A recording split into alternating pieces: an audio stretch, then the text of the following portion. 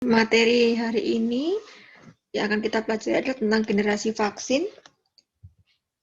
Jadi beberapa hal yang kita bahas adalah yang pertama tentang sejarah vaksin, yang kedua definisi vaksin, ketiga keunggulan vaksin yang meliputi vaksin dapat menciptakan namanya herd immunity dan sel pengingat. Yang keempat adalah cara pemberian vaksin, generasi vaksin, dan pengembangan vaksin. Kata vaksin berasal dari bahasa Latin variole vaksin yang berarti kopok, di mana nama ini diberikan karena vaksin pertama yang berhasil ditemukan adalah vaksin untuk melawan virus smallpox yang diambil dari lesi pasien yang menderita kopok atau cacar sapi. Vaksin smallpox ditemukan oleh Edward Jenner, seorang dokter dan ilmuwan dari Inggris, sehingga Edward Jenner dikenal sebagai the father of vaccinations. Berikut ini adalah gambaran dari lesi yang dialami oleh penderita smallpox. Jadi seperti ini, dan penemuan vaksin ini menjadikan penduduk seluruh dunia itu terbebas dari penyakit mematikan smallpox sejak tahun 1980. Nah, apa itu vaksin? Vaksin adalah produk yang berasal dari suatu komponen biologi yang dimasukkan ke dalam tubuh untuk menginduksi pembentukan sistem imun atau antibodi terhadap penyakit tertentu. Nah, vaksinasi adalah metode atau cara pemberian vaksin. Berdasarkan fungsinya, ada dua jenis vaksin, yaitu vaksin yang berfungsi untuk pencegahan atau preventif penyakit-penyakit berbahaya atau mematikan, dan vaksin yang digunakan untuk pengobatan atau terapi. Contohnya adalah vaksin untuk terapi kanker prostat dengan nama dagang Sipuleucel-T. Selain itu, saat ini juga dikembangkan vaksin terapi untuk mencegah komplikasi infeksi kronis akibat infeksi virus HIV, HBV, maupun HPV yang masih dalam tahap penelitian. Vaksin tersusun atas beberapa komponen, di antaranya ada zat aktif, ada adjuvan, antibiotik, stabilizer, preservatif atau pengawet, ada trace elemen, dan pengencer. Jadi zat aktif ini berisi patogen, baik itu bakteri, virus maupun parasit, atau komponen patogen yang bisa berupa protein, polisakarida, DNA, RNA, atau bisa juga berisi produk patogen yang berupa racun dari bakteri. Adjuvan ini digunakan untuk meningkatkan respon imun, namun tidak semua vaksin ini mengandung adjuvan. Antibiotik digunakan untuk mencegah kontaminasi bakteri saat produksi ataupun saat penyimpanan. Kemudian stabilizer ini digunakan untuk mempertahankan efikasi vaksin, terutama kalau vaksin ini disimpan dalam waktu lama ataupun saat produksi. Preservatif atau pengawet digunakan untuk mencegah kerusakan vaksin dari kontaminasi mikroba, terutama untuk vaksin yang multidos, satu vial untuk beberapa orang. Trace elemen ini adalah komponen yang kecil jumlahnya dalam vaksin, dan ini bisa berupa formaldehid misalnya yang digunakan untuk inaktivasi patogen, atau misalnya protein telur yang digunakan untuk menumbuhkan virus, atau bisa juga berupa growth factor seperti fetal atau calf bovine serum, yang mana ini merupakan nutrisi bagi sel kultur. Yang terakhir adalah pengencer, ini adalah air steril yang digunakan untuk menetapkan konsentrasi vaksin. Ada dua hal keunggulan dari vaksin. Yang pertama adalah vaksin ini dapat menginduksi terjadinya imunitas atau kekebalan kelompok, atau disebut juga dengan herd immunity or community immunity. Yang kedua, vaksin bisa menginduksi terbentuknya sel memori atau sel pengingat. Nah, jadi vaksin itu diberikan tidak hanya melindungi individu itu sendiri, tetapi dapat melindungi sekelompok individu. Ini disebut dengan imunitas kelompok atau herd immunity. Jadi herd immunity adalah keadaan ketika sejumlah orang dalam suatu populasi atau wilayah sudah divaksinasi, maka mayoritas orang di wilayah tersebut terlindung dari penyakit menular dan berisiko rendah menularkan penyakit tersebut ke orang lain. Jadi bisa dilihat di sini, kalau dalam suatu populasi, satu individu terinfeksi virus, sementara sebagian besar individu tidak divaksinasi, maka dari satu individu ini dapat menularkan ke banyak individu yang lainnya. Sebaliknya, jika dalam suatu populasi, sebagian besar individu sudah divaksinasi, maka hal ini dapat mencegah penyebaran penyakit dan melindungi individu yang tidak divaksin. Berapa banyak individu dalam populasi harus divaksinasi agar terbentuk herd immunity? Maka dikenal yang namanya nilai ambang imunitas atau HIT. Untuk COVID-19, diperkirakan nilai HIT-nya adalah berkisar 70-74%, dan ini untuk mencapai herd immunity harus sekitar 176 juta Indonesia itu divaksinasi. Ya, jadi jumlah yang sangat besar dan ini memerlukan biaya yang cukup tinggi. Nah, bagaimana kalau misalnya tidak ada vaksinasi? Jadi kita mengharapkan terbentuknya imunitas kelompok alami. Hal ini bisa saja, tetapi akan membutuhkan waktu yang lama. Kenapa? Mengingat jumlah penduduk itu sangat banyak dan ada kelompok yang rentan terinfeksi virus, seperti individu dengan komorbid atau adalah individu-individu yang mengalami gangguan sistem imun. Sehingga tahap ini akan sulit tercapai. Nah, ini masing-masing vaksin memiliki nilai HIT berbeda-beda. Seperti untuk difteri, ini nilai HIT-nya adalah 85%. Kemudian untuk polio, 80-86%, di mana nilai HIT ini dipengaruhi oleh nilai laju reproduksi patogen. Semakin cepat lajunya, maka nilai HIT-nya semakin tinggi. Yang kedua, vaksin ini dapat menginduksi yang namanya sel memori.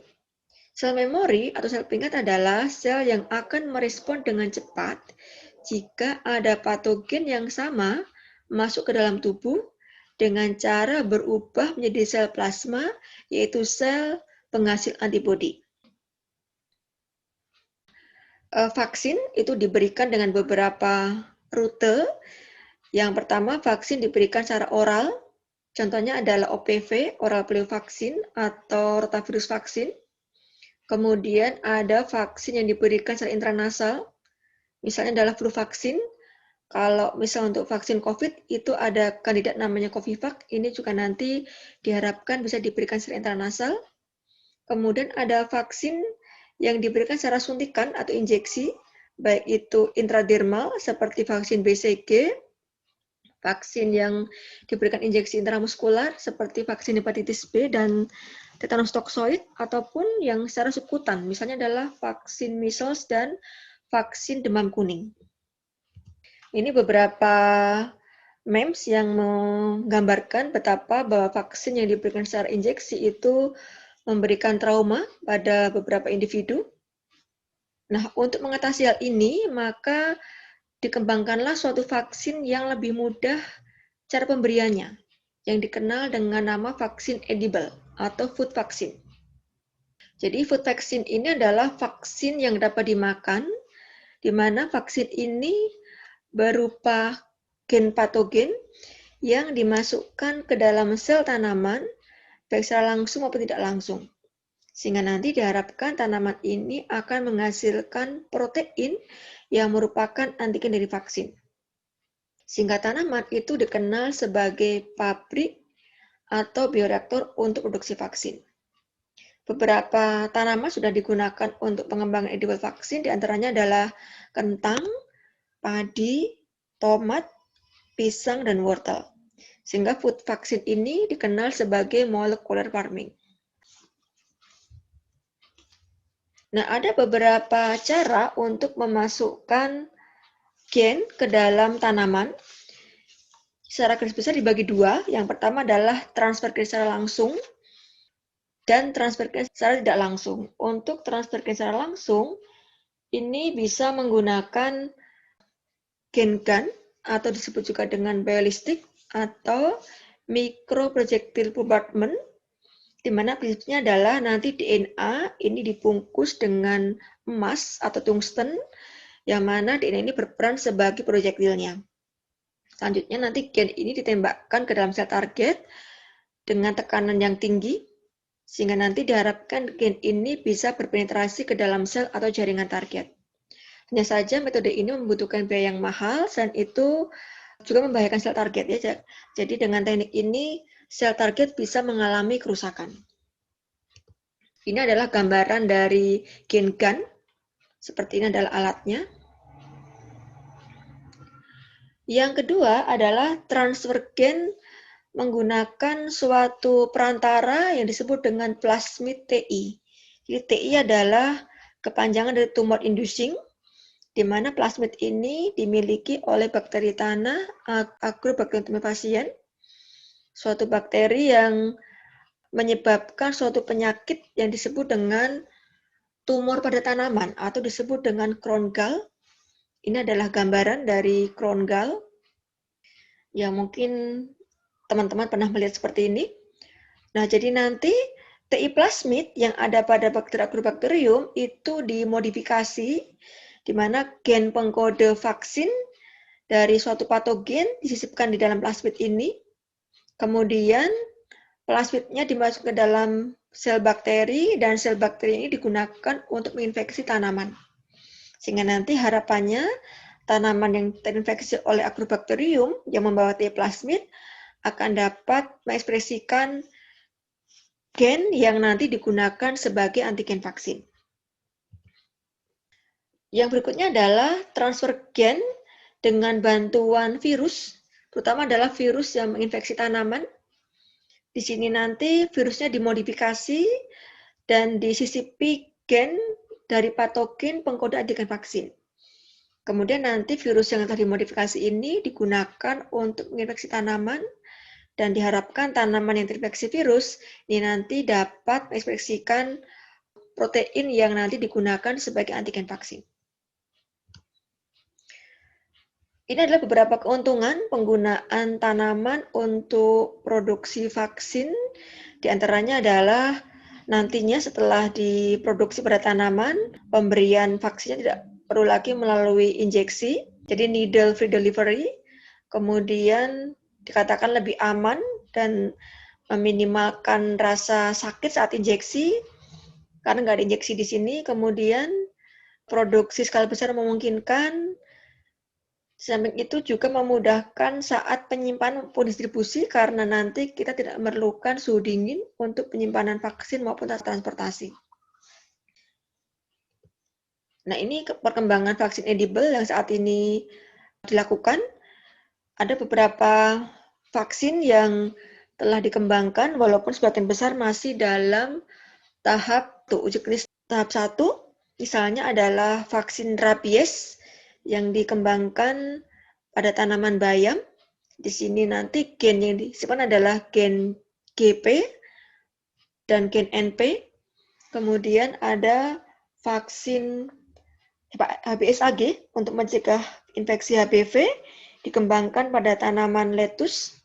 Jadi nanti gen HBsAg yang disimpan ke dalam tanaman lettuce, begitu juga untuk vaksin Vibrio cholera yang dikembangkan pada tanaman padi dengan menyisipkan gen CTB.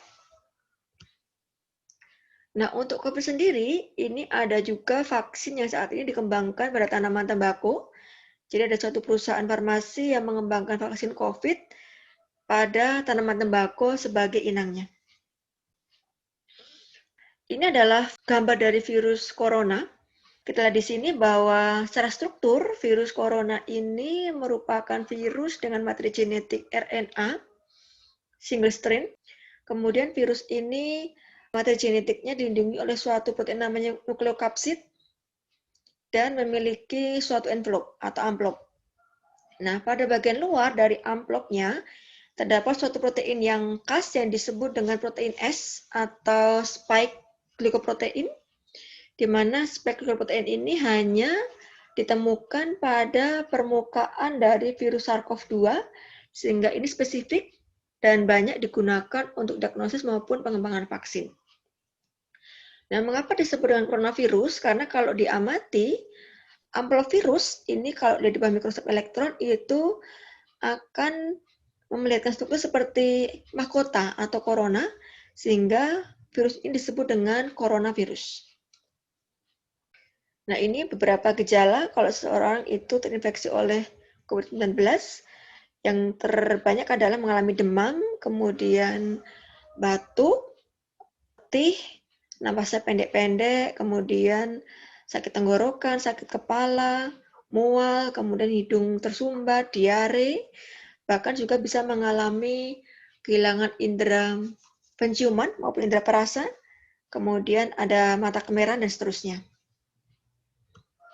Nah, COVID ini ditularkan terutama dari orang ke orang melalui tetesan-tetesan air kecil atau droplet dari hidung atau mulut saat penderita itu batuk atau bersin. Ada suatu istilah yang namanya adalah super spreading events atau dikenal dengan amplifikasi penularan COVID jika kita tidak menjaga jarak. Jadi misalnya pada kondisi kerumunan atau pertemuan massal, atau mungkin di pengungsian atau daerah padat penduduk itu akan menginduksi terjadinya super spreading event, ya, amplifikasi penularan COVID. Virus ini memiliki waktu inkubasi, yaitu periode masuknya virus hingga timbulnya gejala antara 1-14 hari. Rata-rata gejala akan timbul pada 5-6 hari, walaupun dikatakan 97% itu mengalami gejala dalam 14 hari. Nah, virus ini bereplikasi di saluran pernapasan dan di paru-paru, walaupun ditemukan juga virus ini bereplikasi pada saluran pencernaan. Walaupun penularan fekal oral itu belum ditemukan. Jenis vaksin atau generasi vaksin itu ada 3 secara garis besar. Yang pertama disebut dengan vaksin generasi 1, generasi 2, dan generasi 3.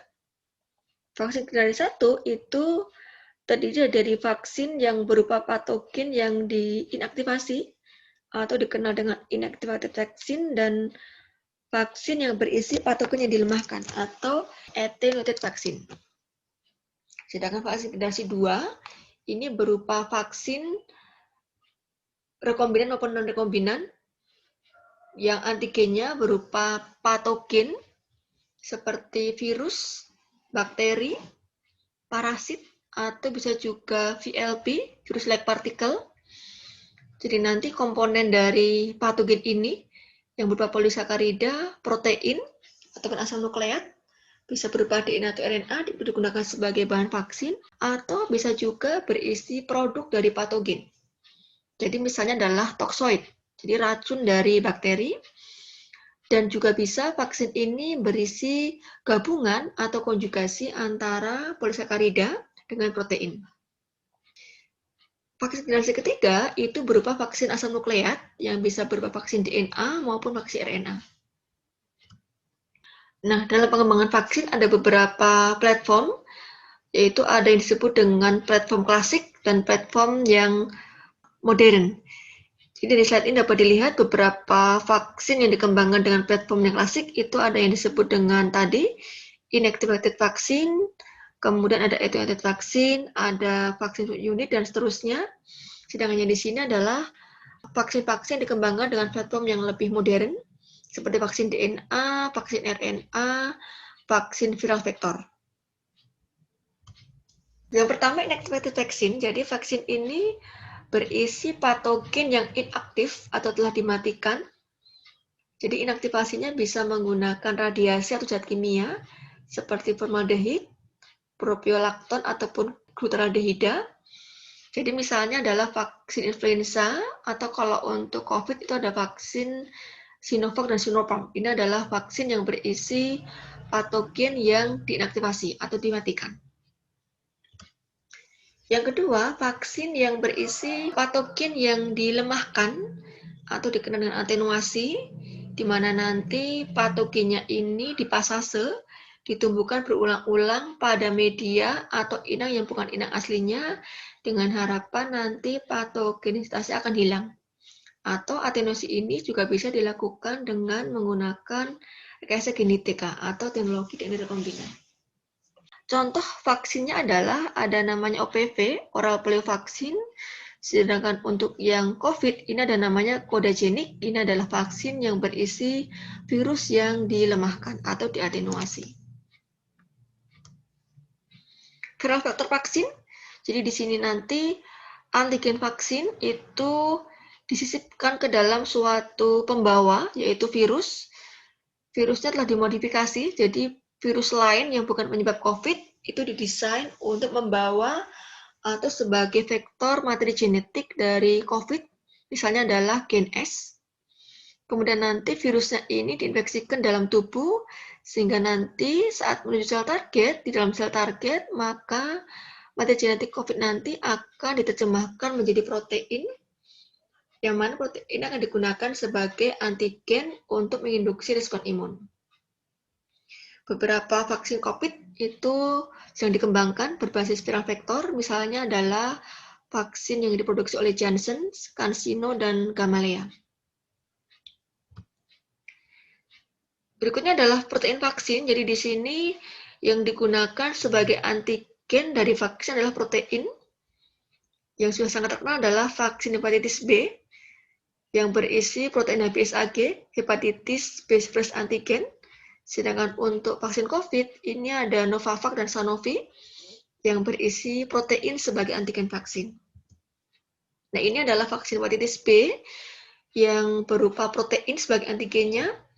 Dalam hal ini ada dua pendekatan untuk produksi vaksin ini. Yang di sebelah sini adalah pendekatan konvensional untuk produksi vaksin HBsAg, di mana HBsAg yang digunakan sebagai bahan vaksin ini diisolasi dari darah pasien hepatitis. Jadi nanti pasien hepatitis B ini diambil darahnya, kemudian plasmanya dipisahkan. Nah, di dalam plasma itu nanti terdapat protein HBsAg yang selanjutnya diinaktivasi dan dimurnikan sehingga nanti HBsAg ini bisa digunakan sebagai bahan vaksin. Sedangkan HBsAg yang rekombinan itu dibuat dengan cara cloning, jadi prinsipnya adalah nanti gen HBsAg dari virus HBV itu diisolasi, kemudian disisipkan dalam suatu vektor plasmid, sehingga terbentuk DNA rekombinan.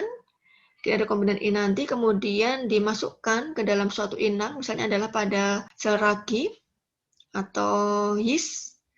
Di dalam sel ragi, nanti gen HBsAg ini akan diterjemahkan lewat proses replikasi, transkripsi, translasi menjadi protein HBsAg.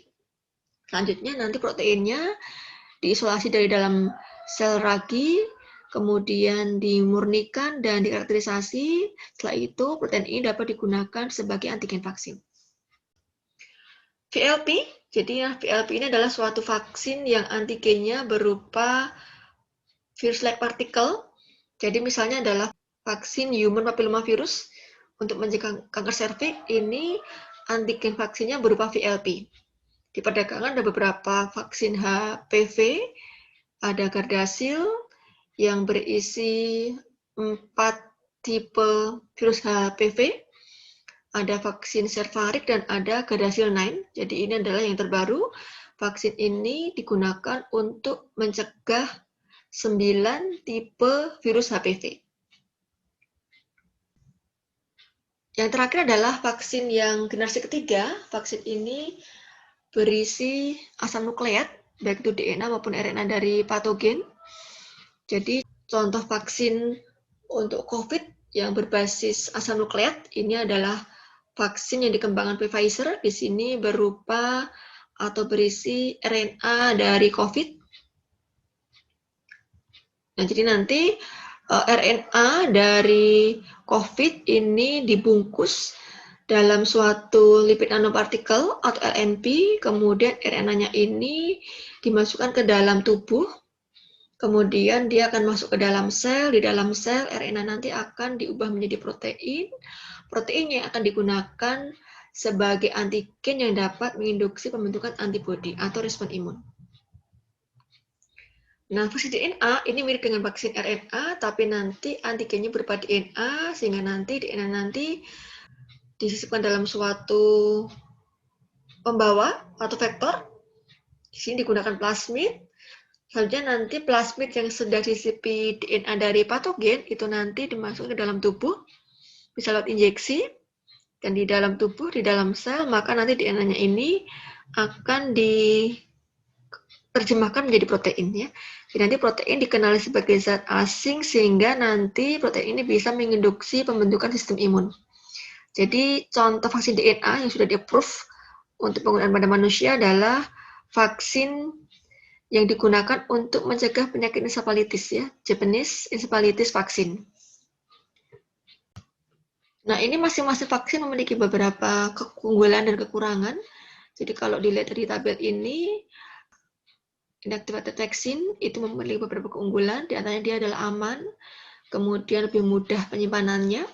Kekurangannya adalah karena berupa patogen yang diaktifasi, maka nanti perlu adanya booster, dosis berulang, dan ini karena berkaitan dengan patogen langsung, maka untuk produksinya membutuhkan laboratorium tingkat keamanan tinggi, ya, dibutuhkan lab dengan BSL level 3. Nah, berbeda dengan misalnya vaksin yang berisi protein sebagai antigen, ini akan lebih aman karena efek sampingnya rendah, dan di sini kita tidak membutuhkan lab dengan tingkat keamanan tinggi karena di sini tidak bekerja dengan patogen. Begitu juga dengan vaksin yang berbasis asam nukleat, baik itu DNA maupun RNA. Jadi untuk detailnya silakan dilihat pada slide saya terkait keunggulan dan kekurangan masing-masing generasi vaksin. Nah, ini perbandingan vaksin COVID dilihat dari efektivitasnya, kemudian cara penyimpanan maupun harga. Jadi kalau dilihat di sini, masing-masing vaksin itu memiliki efektivitas berbeda-beda, begitu juga dengan penyimpanannya. Jadi untuk vaksin-vaksin yang berbasis asam nukleat, ini membutuhkan suhu penyimpanan yang lebih rendah. Misalnya adalah vaksin yang dikembangkan oleh Pfizer, ini membutuhkan suhu minus 70 untuk penyimpanannya maupun distribusinya. Pengembangan vaksin, jadi kalau kita lihat secara alami, waktu ideal pengembangan vaksin adalah membutuhkan waktu 10-15 tahun.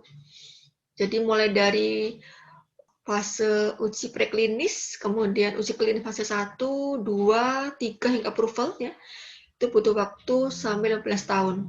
Vaksin COVID ini karena kondisinya adalah emergensi atau pandemi, maka untuk pengembangannya ini adalah mengalami istimewa di mana vaksin ini dikembangkan dengan proses percepatan atau akselerasi, di mana nanti masing-masing tahap uji, baik itu tahap preklinis, fase 1, 2, 3, itu dilakukan secara simultan atau paralel, sehingga nanti waktunya bisa dipersingkat.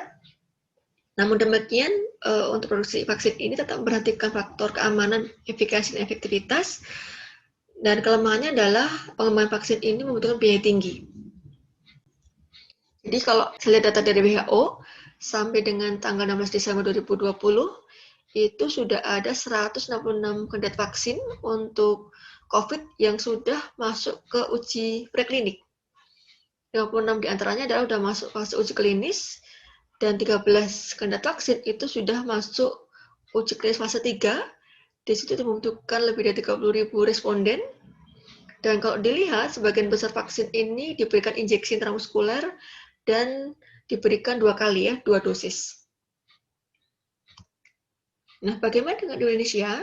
Di Indonesia, beberapa lembaga ilmu pengetahuan ataupun universitas ini juga turut serta mengembangkan vaksin COVID, diantaranya adalah ada LIPI, Lembaga Ilmu Pengetahuan Indonesia, ini mengembangkan vaksin COVID yang berbasis protein rekombinan fusi yang diproduksi pada sel mamalia dan sel ragi. Kemudian Lembaga Biologi Molekuler Eijkman ini juga mengembangkan vaksin subunit rekombinan yang sama dikembangkan di sel mamalia dan sel ragi. UNER ini mengembangkan viral vektor vaksin. ITB juga sama mengembangkan viral vektor vaksin. UGM protein rekombinan, dan UI ini mengembangkan yang namanya vaksin DNA RNA dan VLP, virus-like particle. Nah, ini bisa dilihat beberapa vaksin yang nanti digunakan di Indonesia, walaupun beberapa sudah mulai digunakan ya dari Sinovac, AstraZeneca. Nanti juga ada vaksin lain dari Moderna, ada Pfizer, ada Sinopharm. Kemudian ini di sebelah sini adalah beberapa urutan penerima vaksin dari mulai tenaga medis, TNI, Polri, dan seterusnya, sampai nanti masyarakat usia 19 tahun hingga 39 tahun gitu ya. Nah, mengapa banyak dikembangkan kandidat vaksin COVID-19? Alasannya adalah yang pertama, kebutuhan vaksin itu tinggi. Jadi, Indonesia sendiri membutuhkan sekitar 350 juta vaksin. Ini adalah jumlah yang cukup besar. Dan yang kedua, masing-masing negara itu masih mencari vaksin yang paling aman dan efektif. Sehingga banyak negara itu berlomba-lomba mengembangkan vaksin COVID-19. Sebagai penutup bahwa untuk melindungi diri kita dan orang lain dari penyebaran COVID, ada 9 hal yang harus kita lakukan. Jadi kalau sebelumnya ada 3M, kemudian ada 5M, WHO mencanangkannya ada 9 hal. Yang pertama, tetap di rumah, isolasi mandiri jika tubuh tidak fit, kemudian cuci tangan sesering mungkin, baik itu menggunakan sabun dan air mengalir maupun menggunakan antiseptik, kemudian tutup hidung dan mulut saat bersin dan batuk ya. Kemudian hindari menyentuh mata, hidung, dan mulut.